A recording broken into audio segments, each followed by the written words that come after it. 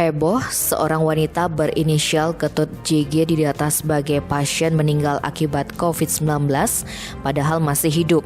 Masalah ini kini sedang diselidiki Polresta Denpasar.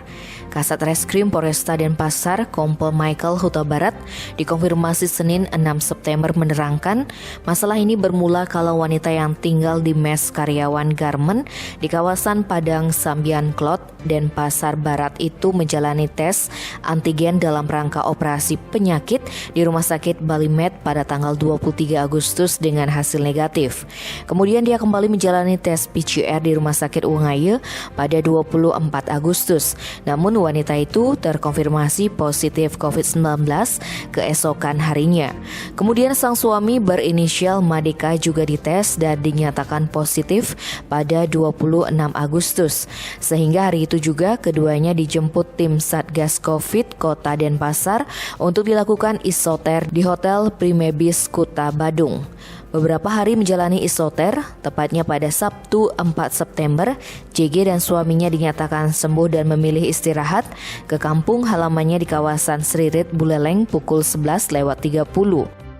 Namun JG dihubungi oleh pihak tempat kerjanya karena ada Babin Kantimas mengkonfirmasi dirinya apakah sudah meninggal atau masih hidup.